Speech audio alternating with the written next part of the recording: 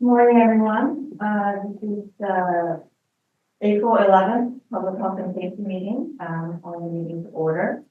I guess I'll do introductions really quick. I'm Jenny Borak, Chair of Public Health and Safety. We have Mike Sanderson, who's a member, and Cindy Rickers online. Committee. We have Mayor Andrea Deutsch, Chief John String, and Director of Public Works Jeff Sullivan, Manager Maggie Dobbs, and Assistant Manager Emily Pisano. And we also have Executive Director of Harvard Ambulance, Al Davey here, who will be presenting today. With that, I'll get started on the first agenda item, which is the approval of the March 15th minutes, which we have all reviewed. And can I get a motion for that? I move that we approve the minutes on March 14th, public health and safety subcommittee. And Second. Okay, and all in favor? Minutes are approved. And then we'll move right into our presentation item. So we have all day here, the Executive Director of Harvard Ambulance, he came last year as well and provided us some very valuable interesting data and trends.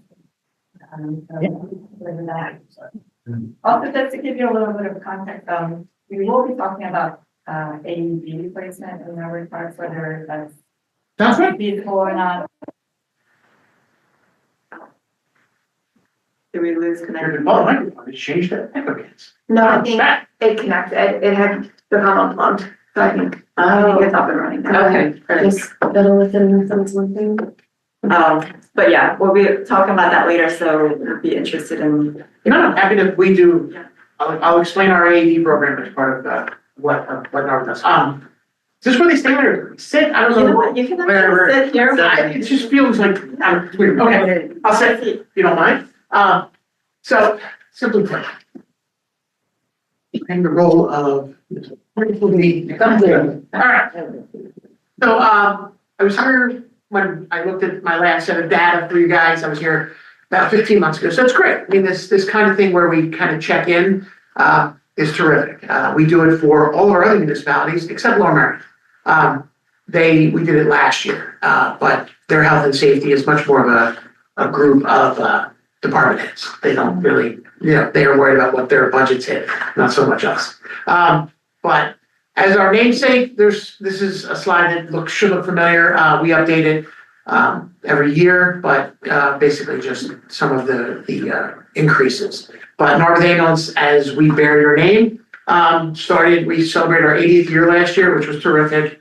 And so that was kind of we spent a lot of energy and a lot of social media pushing, kind of more an awareness kind of thing. The organization does do a large gamut of the area. It is not just this 1 mile borough. Last year, we exceeded 16,000 calls. So you guys are responsible for just around 200 of them. So every 30 hours, you generate one 911 ambulance call. So that's a pretty healthy community. There are places that would love to have that number. But ultimately, the services that we provide are 911 pre-hospital care, and that's it. We don't bring people back to their homes after they've been discharged. We don't move patients interfacility from hospitals to nursing homes. We are a pure 911 system.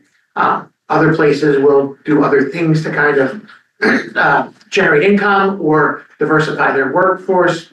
We don't. There's enough business around here, and we are sought after, so we get to choose what we want and how we do it. To that end, we do have a community component, so we do CPR training. We we'll place AEDs in places, and we work on managing those products in perpetuity. We also provide standby services. We have the primary 911. We have the primary EMS standby service for Villanova University. So if you go to a collegiate sporting event, the NCAA says you have to have an ambulance. It's a Narberth ambulance. And that was one of our in times that you always have to find other revenue streams in case things kind of dry up, we have those in place. Villanova's not going away anytime soon. In fact, they just seem to keep getting bigger. Taking Cabrini and now soon to be taking Rosemont. So, but for us, we do a bunch of outreach. We've done, we have a File of Life campaign so that there's a little product that we give to somebody they hang on their fridge, and it has like all their meds and their doctor and all that kind of stuff. So they hand that to the paramedic when they arrive. So that a lot of the boring questions that usually take place in a crisis moment are already kind of laid out for us. So if we want more information on that, we absolutely can help with that. Our fast facts are very simple. They are 150,000 residents covering Narberth, Conshohocken, West Conshohocken, Lower Merion, and now Lansdowne. And so these are our expansions. And then there's a couple things about supporting us. How do you interact with us? Subscribe to our mailing list. If you go to our website, the first thing that automatically pops up is to join our mailing list. It's a way for us to put stuff into things. We are very active on social media. We found it to be a very good tool for recruitment and retention and for positive stories and those kinds of things. And before anybody even calls your number, they look you up on every social media and checks your website. They know more about you before the first call. So that part's really good. And then our annual Ardmore Rock and Ride, which is our single and only fundraiser, is August 10th. And that is solely designed to help us raise money for ambulances. They are quite expensive. The one we will take delivery on in about 45 days was $350,000. Wow. And it is ridiculous. Don't get me wrong, there are ways where you can cut corners and get it cheaper, and you can be in a transit van and you can hollow it out and throw a stretcher in there. That's not care. So we look at it as you're more productive in a good office. That's our office. So we do put a priority on a significant and heavily outfitted unit. So to that, how does that then affect what you guys get delivered? As I said, it's, you're not a heavy user of our service. And for that, I am grateful for the health and safety, and we'll get into that a little bit with what's in your packet. But my goal here is to answer questions you may have, address things that you may be concerned. Our request for the stipend for our services will not change. This is not where your commitment helps us with other commitments, because as a percentage, and that's kind of the key to the whole thing. So the relationship won't change. We are struggling where we're located as a challenge for the organization, because Suburban Square just gets bigger and busier, and this high-rise complex is going to make it more difficult for us. But even after looking around, you understand we cannot find square footage anywhere for our building. So we are actively trying to find stuff in that regard. We have a conversation with St. Charles Borough Mayo and Mainland Health. And so, but we're not going to leave the area. It's just that as we grow, the center of our town may move, and we have to be responsive to those responses, whether it's putting substations places or just trying to wrestle ourselves out of that little spot in Ardmore. But let's talk about your people. So there are 4 documents in that folder. You'll share with me. Because Yeah. they didn't want to share. But it's okay. It's okay. So the 4 things I want to address simply are the things that really respond. People care about where do our patients go. They care about what kind of medical conditions that they have, and then we have basically a medical history breakdown, meaning what are the chief medical problems within your population. Now, this is not every person in your population; it's only those that wind up in the ambulance. So, and then the final part is the average response time. I will tell you that getting there quicker is starting to lead the conversation as far as what we do. The state of Pennsylvania states that we should be starting to adopt no lights and sirens policies. That if you have a cardiac arrest or respiratory emergency, then lights and sirens. But a fall, or if you're in a nursing home, or you're at some place where there's a caretaker, a medical professional, you shouldn't be using lights and sirens to go to that house. So it's really changing how we do. It's part of a mobile integrated health concept, and that while we are the emergency backbone of all of it, it is not Not as many people need sirens as they think they do.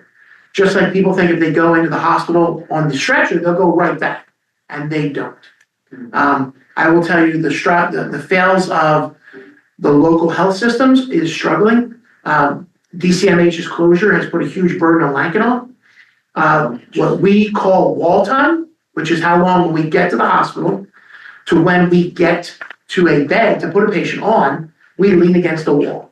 And it's called affectionately wall time. Yesterday, we had a patient who sat for 90 minutes with our crew on the wall. So it took a truck out of service while Lankenau found a bed for us. So you stay until. We're not allowed to officially, EMTALA, the Emergency Medical Treatment and Labor Act, says once they're on their property, within 300 feet of their property, we can leave. But that's not how, we do things. We stay with our patient until there's somebody who can assume their care. So that's a real challenge. But truth be told, our largest challenges are the Delaware County and its collapse and what that means for us. Over a third of our patient population and transports are in Haverford and now Lansdowne.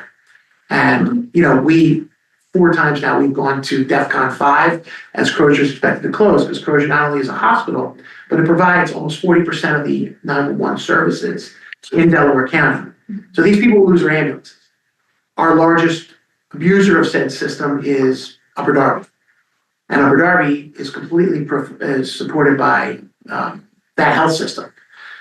So we have had a 30% increase in call volume covering Upper Darby.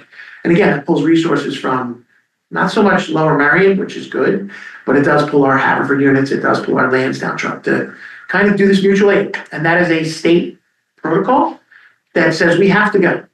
We are not allowed to buck that system. So those are the real challenges for EMS at the moment. In addition to everybody else with recruitment and retention and staffing and all those kinds of pieces that just make it a challenge. You put that with the declining reimbursements of the Medicare and Medicaid, and those are challenges as well, even though Medicaid has had a slight increase, which has been kind. How that affects your population? We're good.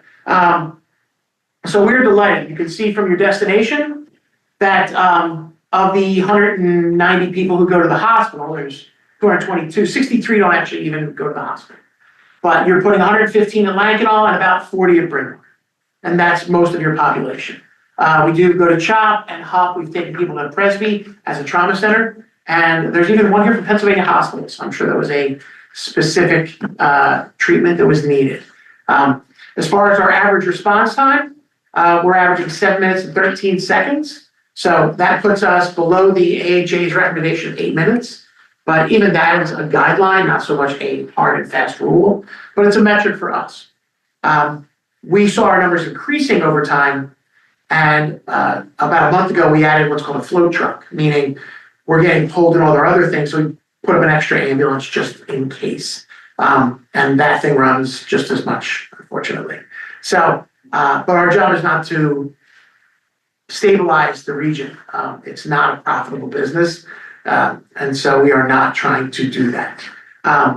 If you look at these 2 items, one is your primary impression breakdown, meaning those are the chief complaints. So your top 5 are literally falling and weakness and abdominal pain, and then chest pain and related discomforts associated with that. And you can take it all the way down to the bottom where, we've taken people just for vomiting. We've taken people for stroke. Now, cardiac stuff is divided into many other things because it could be many other things. So angina pectoris, which is just like when you have a mini heart attack, you have that pain and then it dissipates. So that's more of a momentary thing. But then we have full ST elevation where we have a confirmed heart attack based on our ability to provide a 12 lead and confirm that. And then the other page there, which is the medical history breakdown, that's kind of the one that talks about what your population suffers with the most. So luckily, just like every other one of our populations, hypertension is the top one. So having high blood pressure, I think it's just part of growing old. But the rest of them are all kind of lined up there. And it's not anything that's, again, out of line. When I did this last year, we had looked at a 3-year study. And we had noticed there was more behavioral and anxiety components. That seems to have crested as far as generating ambulance calls as a result. I'm not saying the anxiety and stuff is going away. We just may be able to deal with it better, and the healthcare system may be has grown to be a bit more responsive in those needs. So those are how it affects your population directly. So, that's my snapshot and my opening salvo. I'm happy to kind of answer any of the questions. That's who we are, the challenges we face, and how it affects your population and some of the characteristics of your population. If the AD is a component you wanted to kind of touch on, Narberth Ambulance, it meets our mission. So we have placed and manage the AEDs for Lower Merion, all 41 AEDs for Lower Merion School District. We just installed several on Laurel Hill Cemetery's campus, and we manage those. Same with Jack Barak and a couple of the synagogues in the area. And so the goal is we are trying very hard to get those wherever we can. We work with Pulse Point, which is the county's program. Well, it's actually a national program that actually will allow you to put an app on your phone. And if you have cardiac arrest within your quarter mile, it'll tell you where it is. And you can say, I'm responding, and you can go do CPR with those people. It'll even tell you if there's an AED between you and the patient to swear to stop off and grab it to keep going. So that part of it's a very important thing because as we teach we taught 990 people CPR last year. Our goal simply is if you don't do anything and you stare at somebody in 8 minutes, it doesn't matter what happens. But if you can do even just hands-only CPR, you don't have to kiss anybody. You don't got to put your mouth on anybody. You just do hands-only or compression-only CPR, you can extend that window from 8 minutes to 10, 12, and depending on the underlying heart condition, as much as 14 minutes. And that's a real deal breaker. Because if you realize that it takes a minute to figure out if they're in cardiac arrest, then it takes another minute to call 911, and another minute for them to drop our tones at the ambulance and us to get in the truck, and another minute to get out the door and know where we're going. 4 of those 8 minutes of the cardiac arrest are gone. And so if you can do CPR and extend that window, that can be the difference between us getting only to Sabine or getting to the person's front door. And that's kind of a big deal. And if you put the AED on board, and that becomes part of the resuscitation, and you can restart the heart, the time is unlimited. We can get there and manage that EKG with antiarrhythmics and maybe even some pacing from our monitors that we can give that person the best chance of survival. So that's a good thing. The good news is you only had 3. So that's really, really good. That doesn't mean those are 3 that we work. There are people who pass and we don't work the day. We only work those who have a chance of living. So if they pass overnight, we get called in the morning. We do not do that. So that was 3 cardiac events. 3 cardiac arrests, full arrests In the entire borough. that went to the hospital. Yeah. What time frame? 1 year. When? Okay.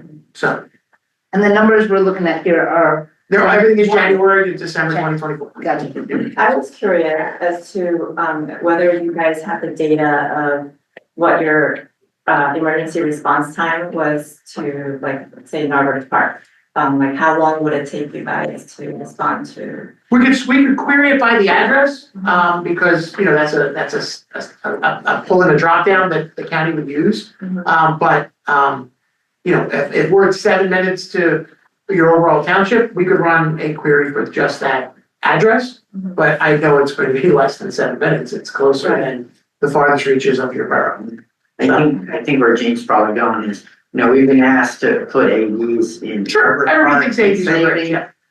And Sabine, and if we only have 3 cardiac events all year, like, what's the cost for an AED, not just to buy it, but I assume there's some upkeep and maintenance. So the best part is, AEDs, again, we can do this offline, we don't need to, or everybody, but simply put, we have put AEDs in your local Catholic church.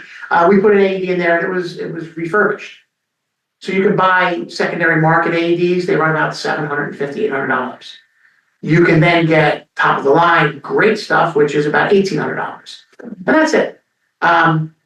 Every 2 years to 4 years, you'll swap out pads. It'll cost about $100. And every 4 to 5 years, you'll swap out a battery, which costs depending on the manufacturer, between $200 and $400. So it's not insurmountable. those programs are pretty vibrant, they don't need much attention.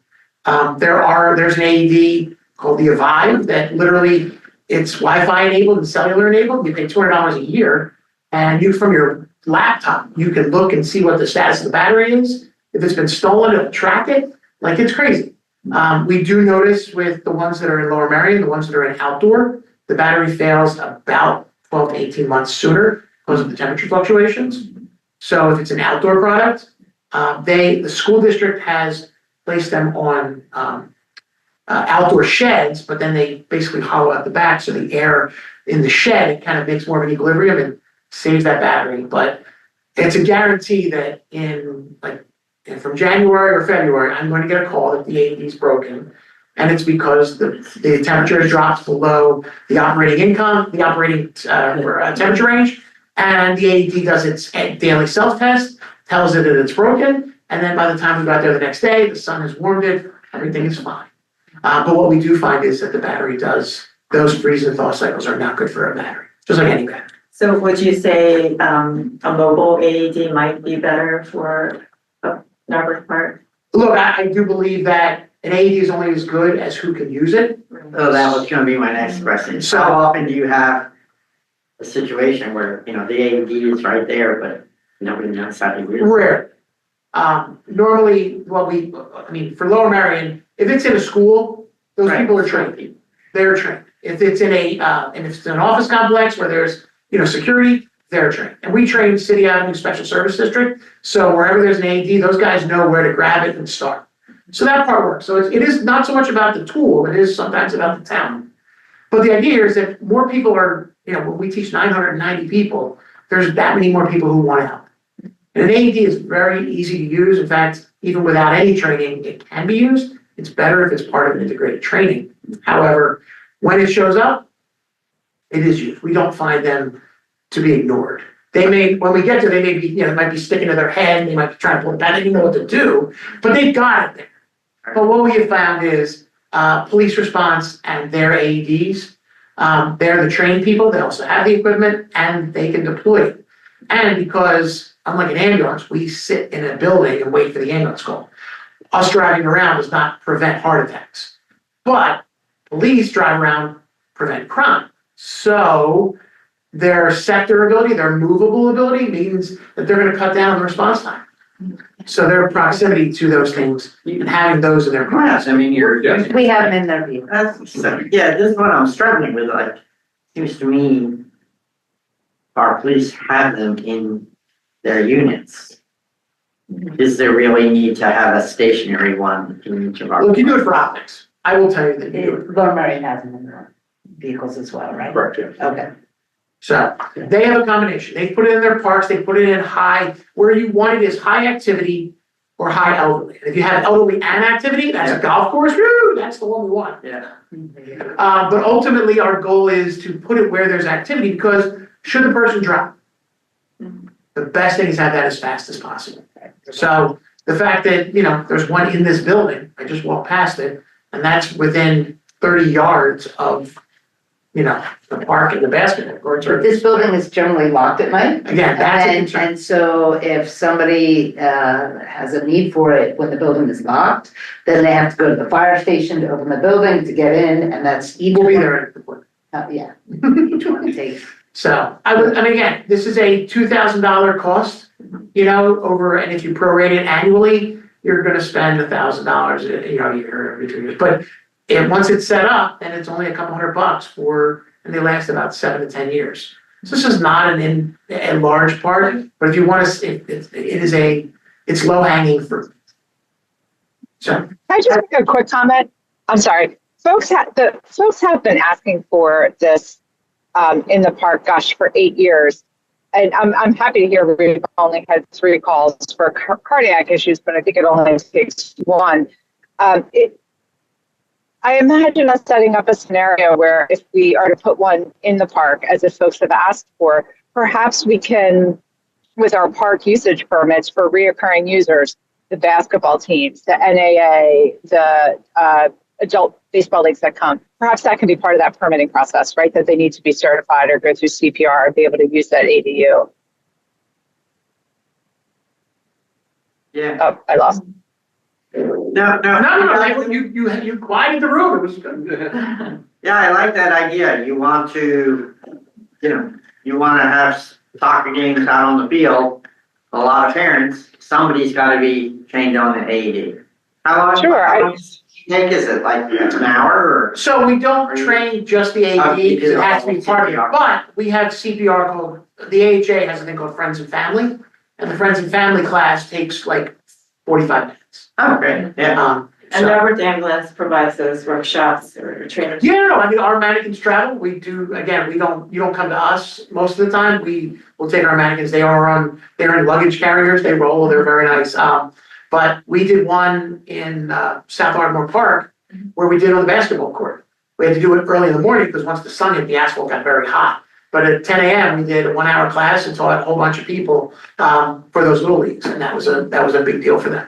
So the answer is, if there's willing participants, the charges are minimal, absolutely minimal. But if, those kinds of things, if you have people who wanna do it, they usually come out of the woodwork and are happy just for the knowledge. But we're happy to take that anywhere. It's not a profit center for us. It is just something where it meets our mission. So we basically make sure that the instructors and the mannequin wear and tear are covered. So, If there's no other questions about the AEDs, I did have a question about data for, crash, like accidents and things like that. vehicle accidents? Yes. Okay. So right now, we're, I guess it's pending federal grant money, but, we have the Safe Streets for All traffic calming. No, we're getting blood from that program. We're very excited. Yeah, so, like, I know like part of that will be collecting the data for crash, and like, it's hard to kind of put together all the data pieces, the puzzle pieces together to kind of create an accurate picture of what the risks are on that corridor.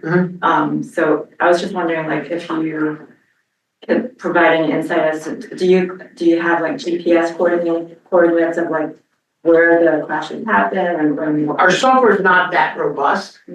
We can search by call type, but again, not every crash gets an ambulance. And even when there is a crash, there is an ambulance, there's not a transport. So. It's just one puzzle piece of that. No, and again, I would not want to say absolutely we have that data, but the idea that we could run our vehicle accident queue, and exactly see what comes up in that, and then see, again, Montgomery Avenue, might not, you have a very small section of it, isolating that would be a bit unique, but I'm sure we could dial down on that kind of stuff. But, no, I'm happy to, sure, the blessing is to give your own zip code. So I can actually query by zip code, our what's called a VAI, vehicle accident injuries. And so I could look at VAI in this zip and see what initially comes up. And if you get to that point, you want to start building that, just reach out to me. We're happy to take a stab at that effort and at least be part of the puzzle. I mean, obviously, traffic is, you're gonna get much more robust stuff out of the police team before, but, we can give you as much data as we can generate. And is there data also on like the severity of the injuries? Or I guess that's part of the hospital data. So, correct. We can say how many of those patients went to a trauma center versus how many went to a local hospital. Meaning Lankenau, but Lankenau is also the local hospital for you guys, which makes it a little more challenging. But again, we're talking about 177 transports in a year. Right. I don't think that if we get that narrowed down to the vehicle accidents, we're looking at a dozen or two, I think we can hand count those, and we can give you a much better thing. If this was, Haverford, the answer would be absolutely not, but the data would just be insurmountable. Right. But for you guys, if you're putting together the SS4A, I love it. I think there's a lot of opportunity in that grant, and we're excited about it too. I mean, it would be covered within the 17 injuries. Could be, yes. Yeah, no, that's what I'm saying. It's a subset of a subset of a subset. Yeah. But, if somebody there's injuries, but there's also separate head injuries. There's also chest injuries. So the seat belt versus wrapping your head on the windshield. So that's what I'm saying. Like, we would have to kind of delve into the thing. The good news is we usually can separate medical from trauma, which allows us to get a subset of a subset. I think probably where Gene's going is, there's always this perception to us, like, cars are whizzing through, people are getting hit, either hitting each other in cars or pedestrian injuries, and my guess is that the numbers, not that we're downplaying it, but the numbers. No, are do not better minimize. out It's a- there first. Look, We're going for vision, like, we're going for zero fatalities. Right. Like, everybody is, it's a dream, look, but I mean, we handle 4 1 square mile boroughs. Right, you, West, Conchi, and Lansdowne. You're by far the lowest of all 4 of those. So if that's any consolation, but you also are, very isolated, very population, rural, community dense. You don't have a lot of high rise, you don't have a lot of businesses, you don't have that kind of thing. So it works for the things that also hurt your ability as a borough. It also is a great place and a safe place to be. And your numbers dictate that.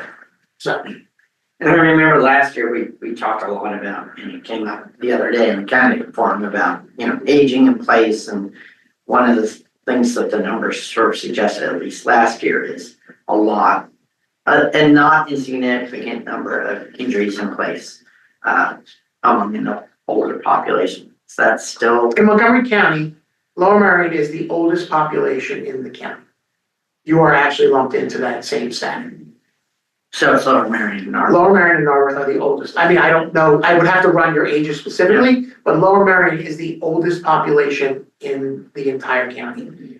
Based on, I guess, wealth does have a definite contributing factor to survivability, especially long-term. And so, one of the benefits of being, wealthy is that you follow up with your doctors, you have resources, those kinds of things. And so, there's more 100-year-old people that live in Lower Merion than anywhere else in this state. So, pretty cool.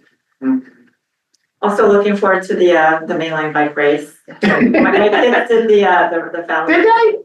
Super fun. We are enjoying, we are, what's it called? We are delighted that it's its 9th year. It's getting harder to put on.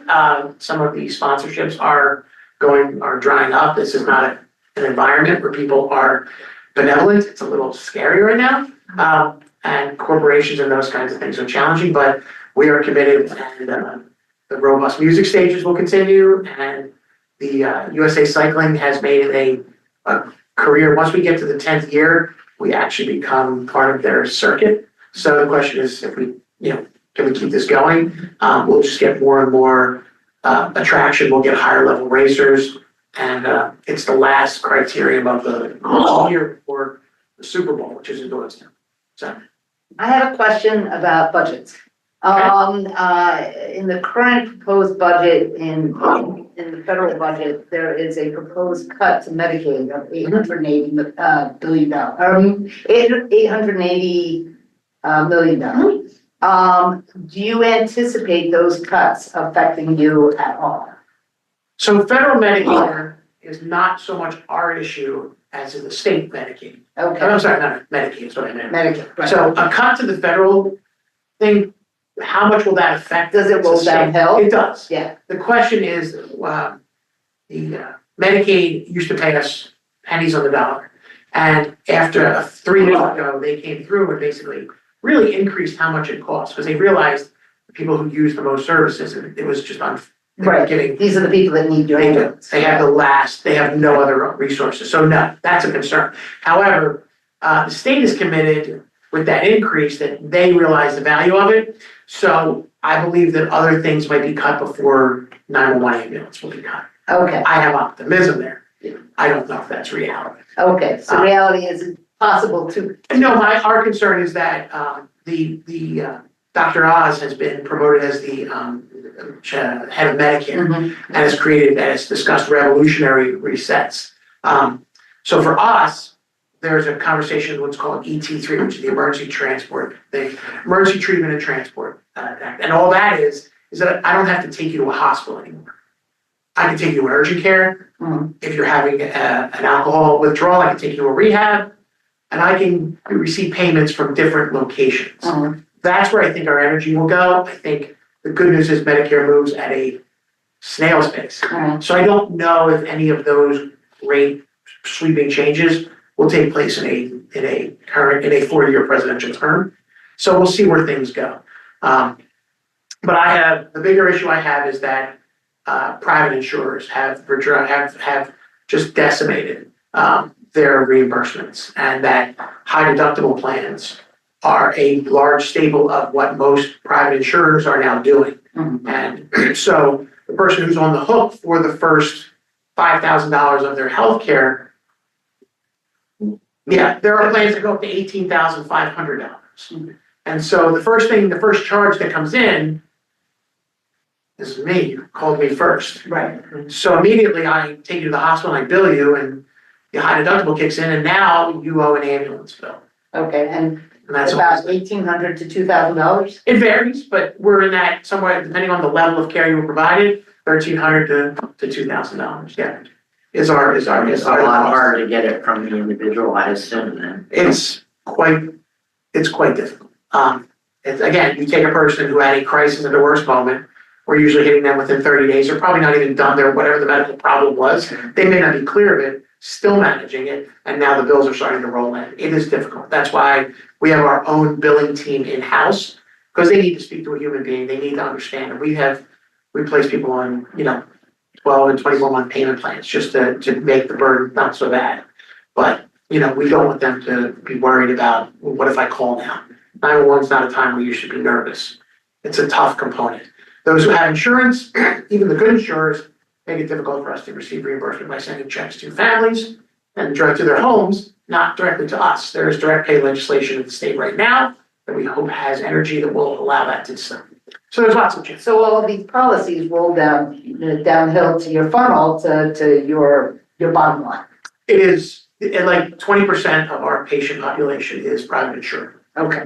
So, every 20 cents out of every dollar. And so could go and I assume when people can't afford insurance and need an ambulance and they call it, then you're in the same situation. They move to self-pay and we have even harder challenges because if they didn't have enough for our insurance, they definitely don't have enough. Of course. For our insurance. So I would not recommend anybody getting into the ambulance business. On our $7 million budget, we luckily cleared between 3 and 4%. No one would get into this business. Did you say only 20% is insured? 20% is private insurance. 60% is Medicare, Oh, okay. 20% is private. Well, that's a 4% reflection of your population call right there. Exactly. I can draw such connections. It is, it's exhausting. But it is, 60% of our population is Medicare. And Medicare supplement plans and those kinds of pieces. So I would think that would be half decent on the reimbursement. No, Medicare pays us about a third of what it costs to deliver the service. So that's a contracted thing. You either take the money, but no ambulance can say no to it because it's such a Right. large Right. portion of the population. Luckily, people around here pay supplementals. So we get 2 bites at the apple. So they're paying for an extra part of it. Those who don't, not so much. We're learning that as we go more into Delco and Upper Darby and Yaden, that these people don't even have Medicare Part B. And So- will this difficulty getting paid, if it gets smaller and smaller, ultimately affect your ability to provide services? Oh, no, I mean, our ask of the reason we are doing the standbys for Villanova Mhm. is because there was a shortfall. Okay, And so these are, these hustles are ways for us. you're trying to find other ways to make up the difference. It is a constant struggle. Yes. And the ambulances get more expensive and the medications get more expensive, for us putting blood on the truck, we will lose money on every time we give blood. But we find it to be clinically the most game changer that we've seen in a while. Mm. And so, not for the trauma patient, but like for the person who's septic or who has a GI bleed, those people need that blood as a stabilizing agent. And we have found it to be integral. But we will pay $400 to $600 for a vial of blood, and the call will generate that much. So it's ridiculous. But it's what we do, and it's how we're blessed. That there are places who have a lot, our self-pay is only about 16% of our entire, so 16 out of every 100 don't have insurance or underinsured. And how much does membership cover?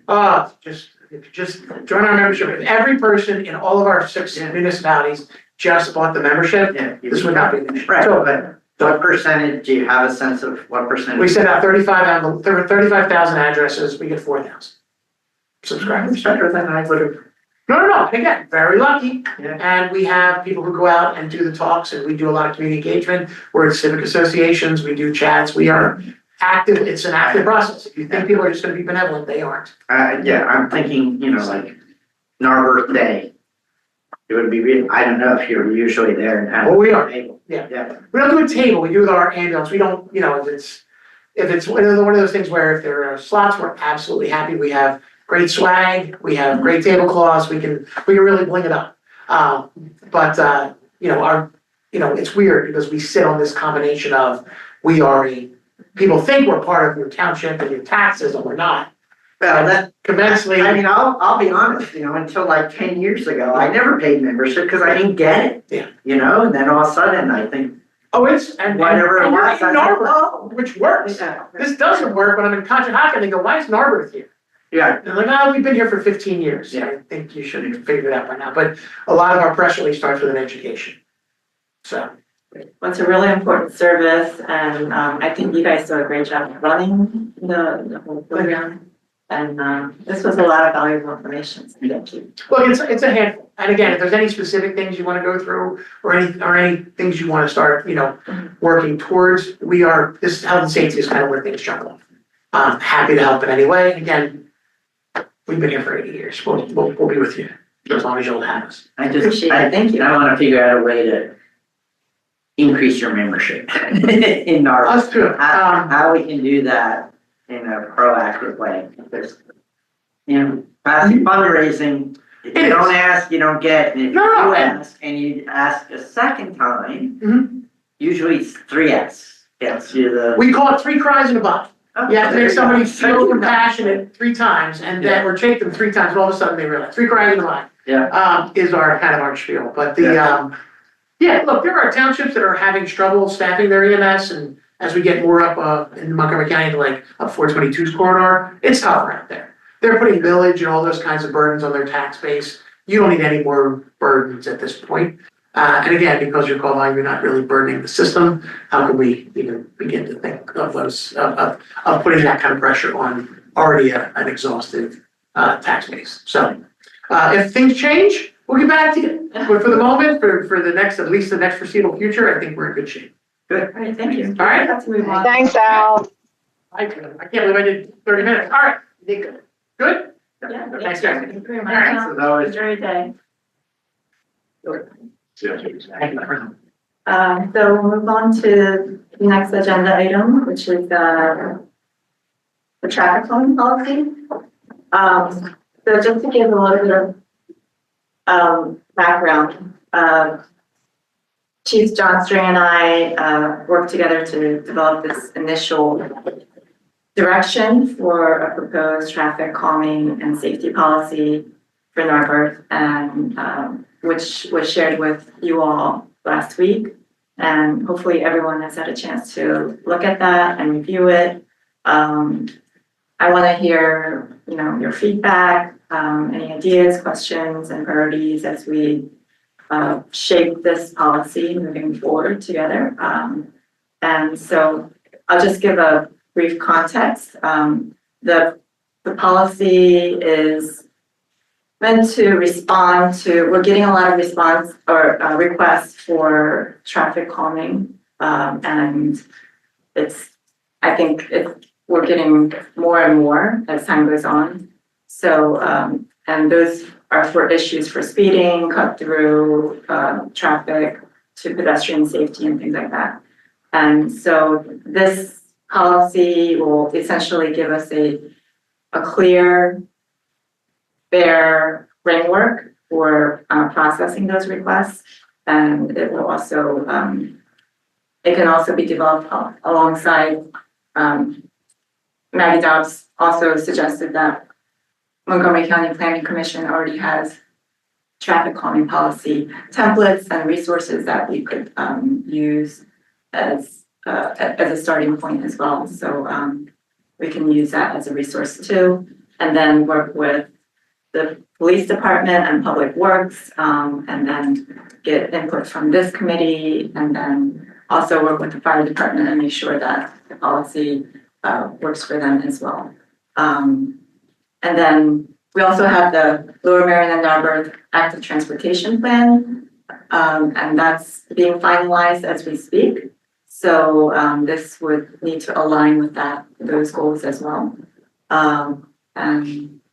And And this is also really about providing some user-friendly access to information to aid in decision-making, not just for this committee, but so that the residents are informed and all the stakeholders are informed.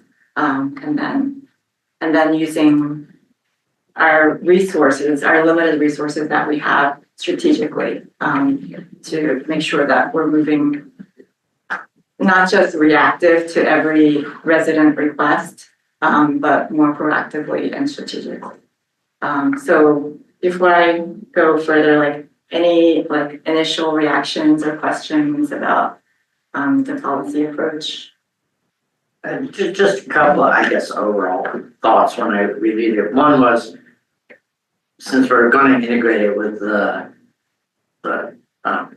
county, we would probably need to wait on to finalize our policy. Until that's finalized. I'm not quite sure how much of an interaction there's. My reaction to this was, this is all the stuff that we as a committee and the police and public health think about. Right. But we are constantly repeating it to the people who make the requests, and so I think it's great that we have a public facing document that explains this upfront, since it seems like almost on a weekly basis we're explaining it to people how it works, etc. We don't actually, and maybe I missed it, I think we should probably put in somewhere, maybe as part of the website development, a link for some way to start the process, right? Whether it's by a form, here's where you do it. And we have that already, but I think it can be improved upon. So right now, residents can go to the MyGov portal and do the traffic concern request. Right. But there's not a lot of information there. Well, that's what I'm getting to, is somehow saying, in putting in your request, here's what you should be looking at. Please try to address your request to our, what the ultimate standards are going to be. Yes.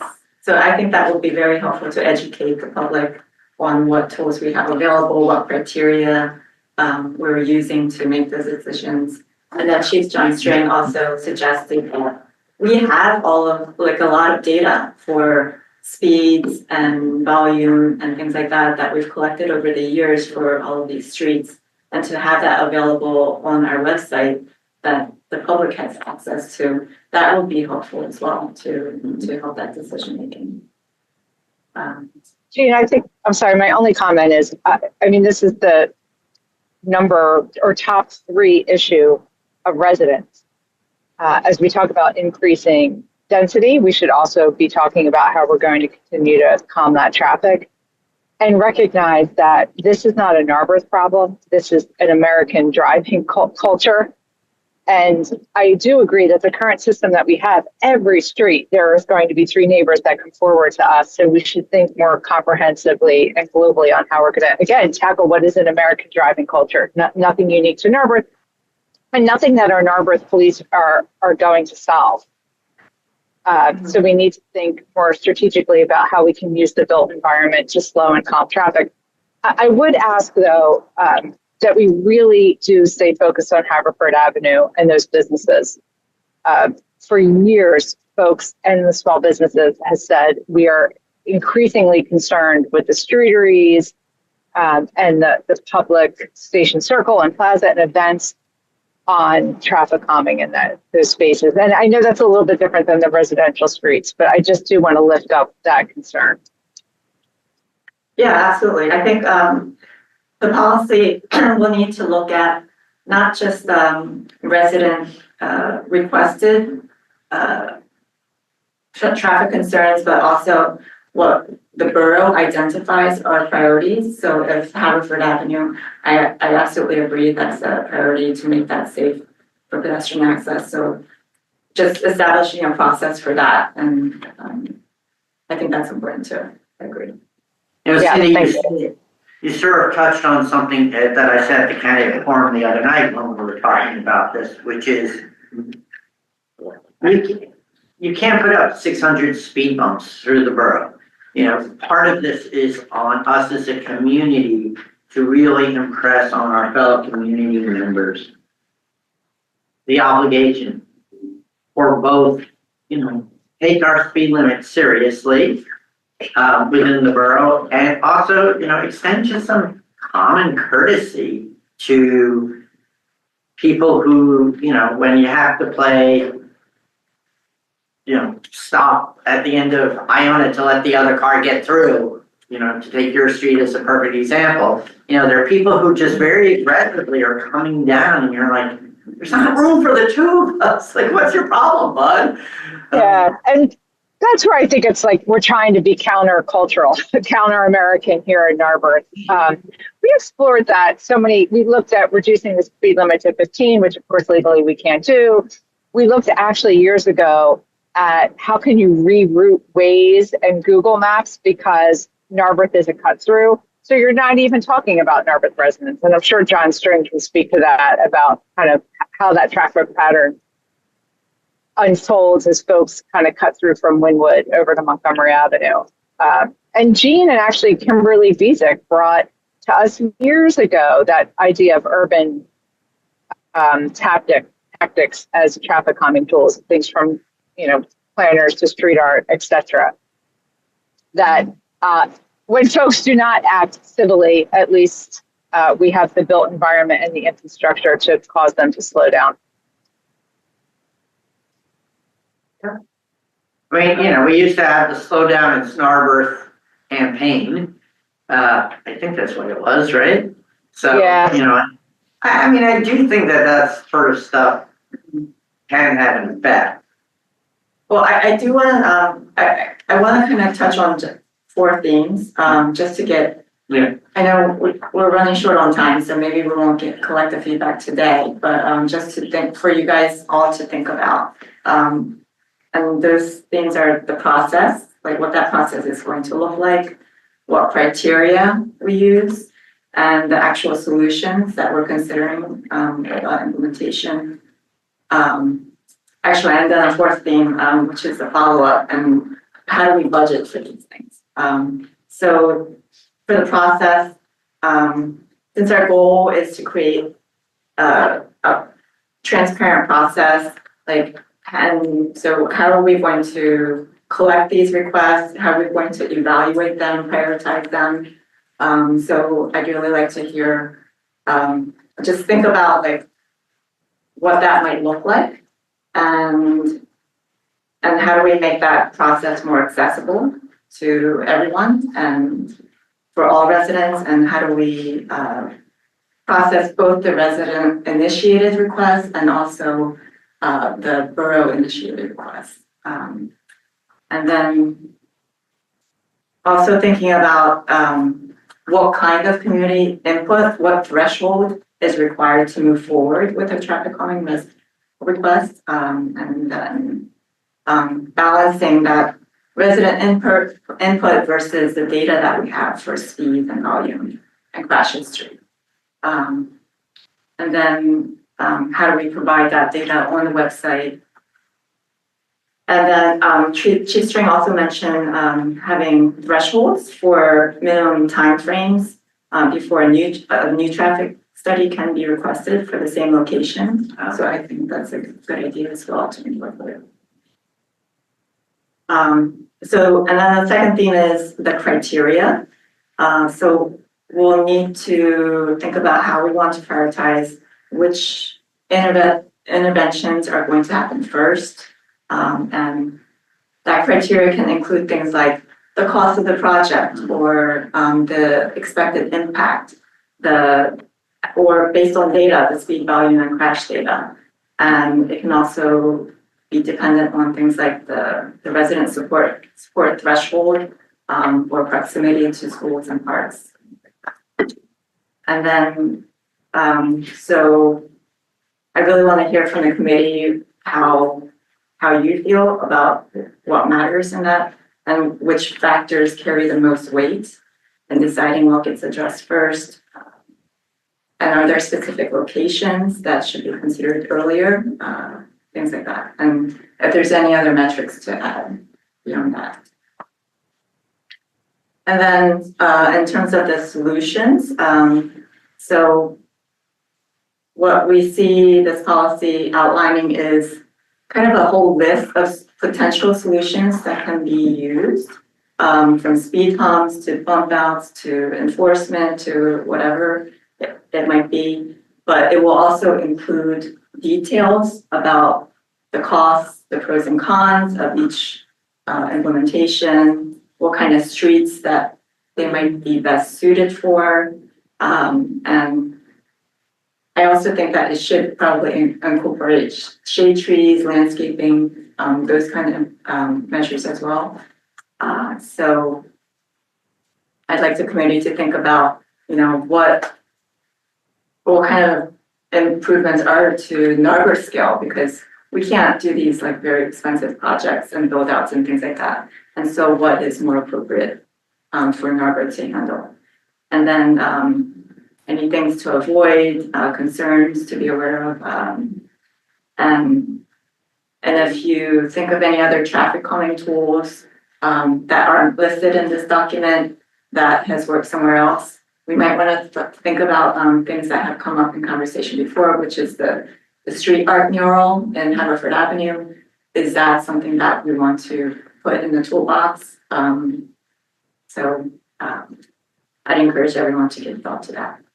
And then the final thing is just the funding and the follow-up. So I really think it's important that we include at least some preliminary recommendations about how we budget for these traffic calming implementations over time. And then Chief String also mentioned about creating a process for measuring those results, and then sharing that data publicly on the website. And so thoughts about that as well. So I don't have a lot of time for discussion, so I'll just let you guys marinate with that, with those things, and then We could devote a whole. yeah, I think this will take some time. Just for this. Yeah. So that conversation will help shape this policy. So if you have feedback, you're welcome to send it along to me, and then. Maggie, maybe we can reach out to Montgomery County Planning Commission for some templates or resources that they might have for this. And then Chief String, I'll work together with you to help shape, develop the draft for the policy. Absolutely. Okay. Any other final thoughts on that? Okay, so we will move on real quick to the next agenda item, which is AEDs in Narberth Park. So Jeff Eldon did include a memo on that. Do you want to talk about your recommendations and thoughts on that?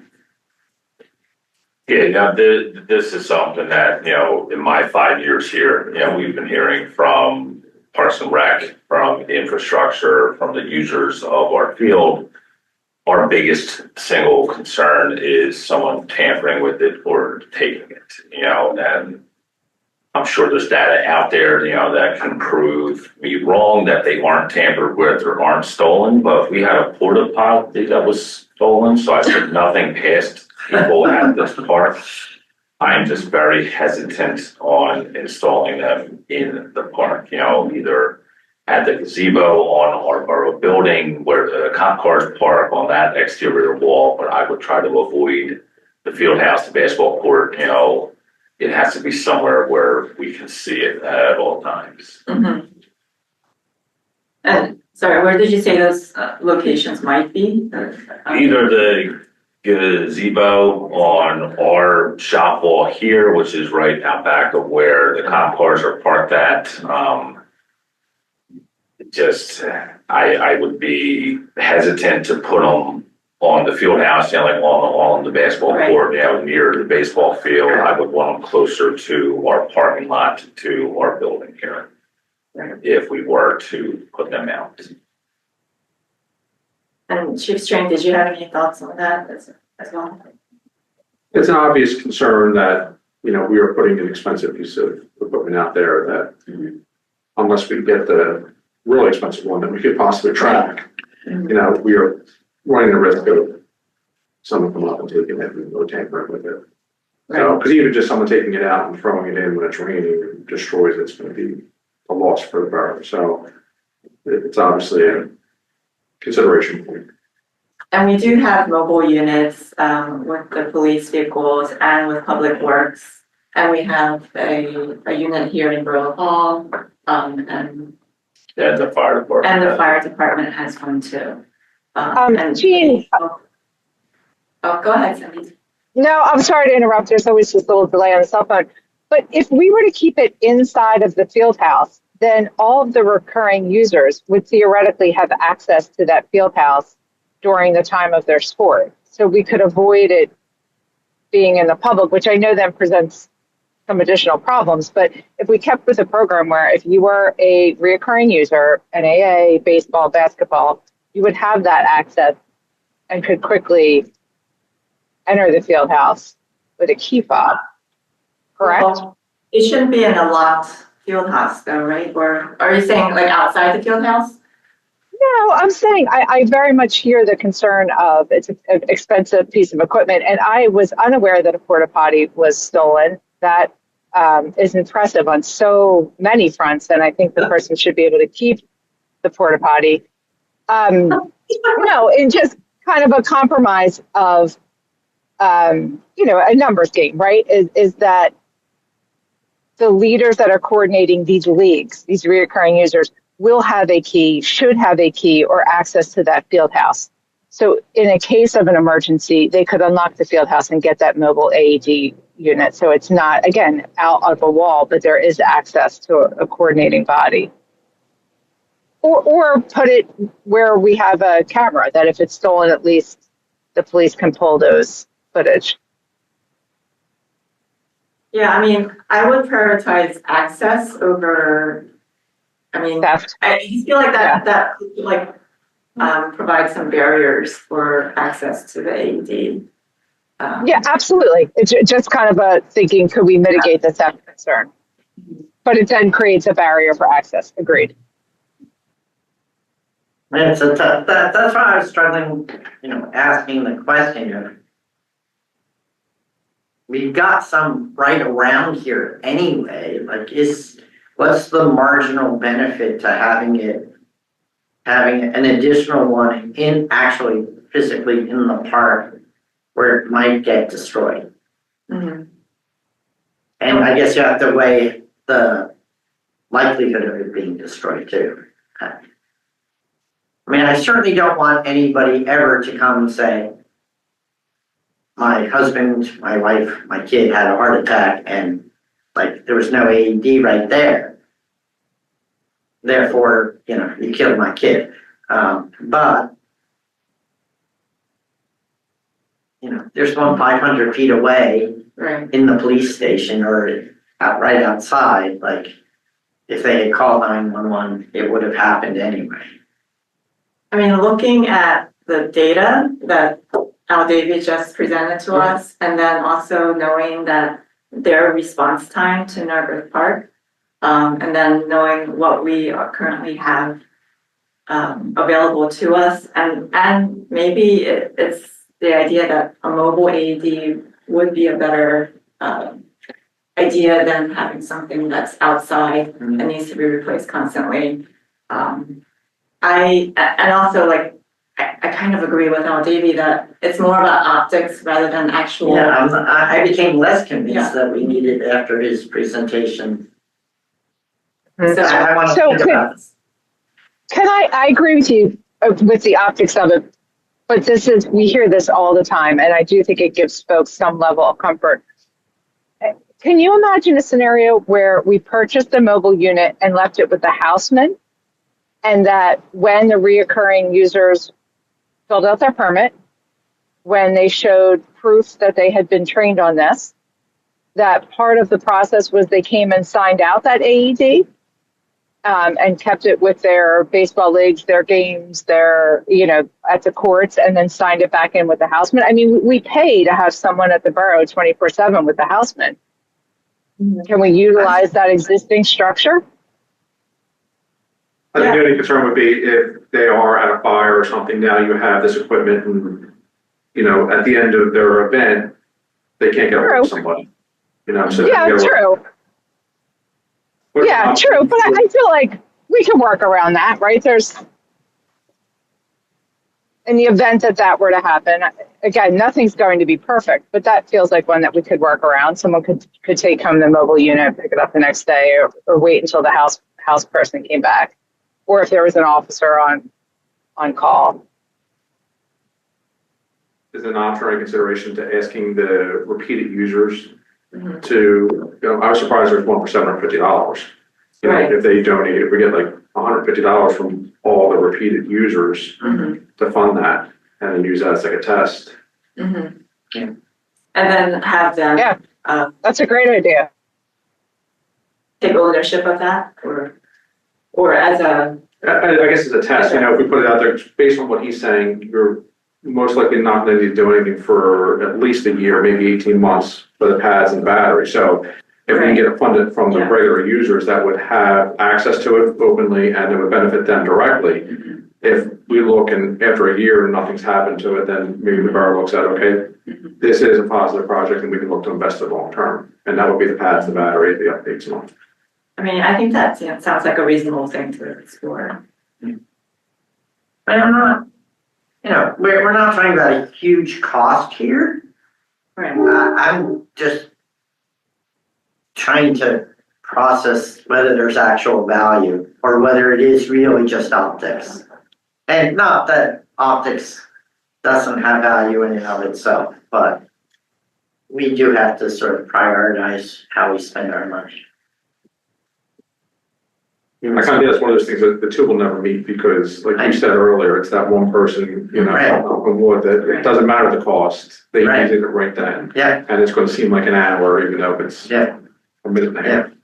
So is there support to do something like a cheap string with? yeah, I like the idea, figuring out a budget, you know, figuring out whether these, our recurring users are willing to subsidize it, Mhm. Okay, doing it as a test project.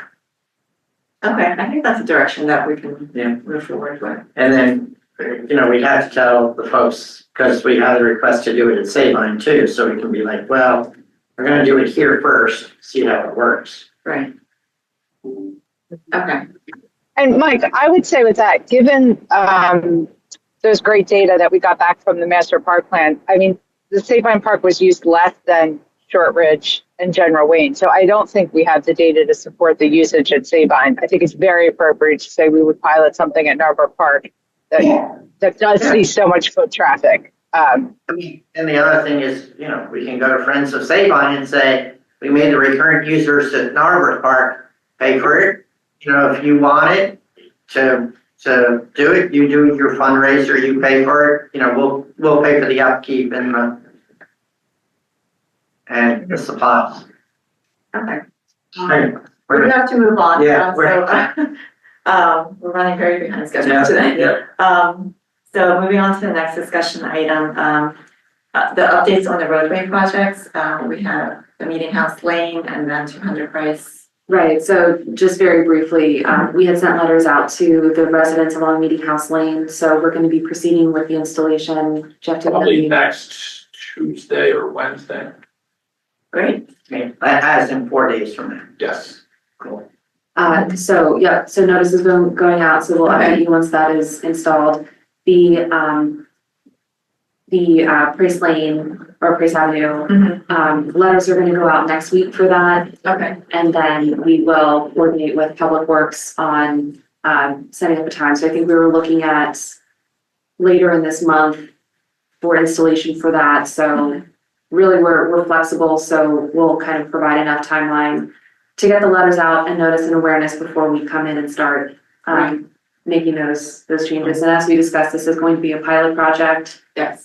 So if we assume starting in May, so May, June, July, August, September, October, so it'll take us through the end of this school year, through the summer and into next school year to kind of get a sense for the changing seasons, demands on the roadway, demands on parking, and see how we feel about that.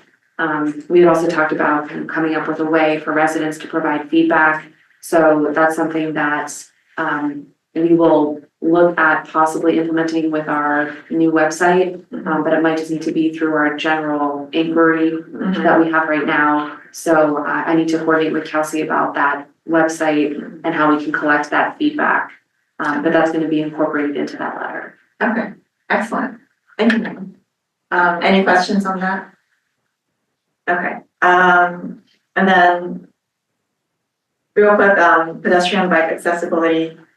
We don't have a lot of updates just yet, but we do have the Lower Marion and Narberth Active Transportation Steering Committee meeting coming up. That's correct, right? So MCPC has posted a draft GIS. So they're moving towards a print document and into a GIS-based display. So current conditions, proposed trails and bikeways and things of that nature, anything that has been identified in comprehensive plans, long-range plans, transportation plans, and then kind of a future proposed network. That is all available online right now through a draft GIS map. So that link I did share earlier. Yeah. It's in the other. Yes. And then we have a steering committee meeting coming up. So we do anticipate then that steering committee meeting will have additional information. So I will provide an update after that meeting, and that is occurring in about 2 weeks, I believe. Okay. And then I just did want to just kind of touch on, as it's related to pedestrian and bike accessibility, what's going on with SEPTA and the potential, well, I think the planned closure of the POA Thorndale line if they do not receive funding. And I can't underscore how devastating that will be to all of the communities on the regional rail line, but we do have to think about that as we move forward. And I plan to write to our senators to make sure that we get funding for that. And this is impacting not just commuters, train commuters, but this is impacting everyone on a mass scale. SEPTA is also they're estimating a loss of 75,000 regional jobs in the southeastern Pennsylvania region if this were to happen. So this is like impacts beyond like anything that we have experienced before. So Jean, can I add, I think it's important if we can put this in the flash of who to call, because I agree, we all need to be calling our senators and our legislators to say it's critical that we put this in the funding.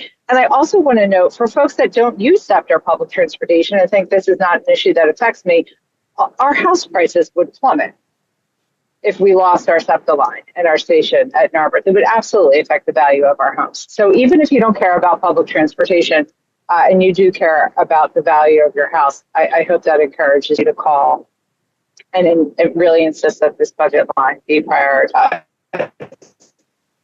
Absolutely. To put it in the, I think a call to action with those numbers is really helpful. And on social media and on our Facebook page for a call to action, because now is the time. Yeah, and it's impacting, I think people need to be aware that it would impact the congestion would be through the roof, parking impacts would be through the roof.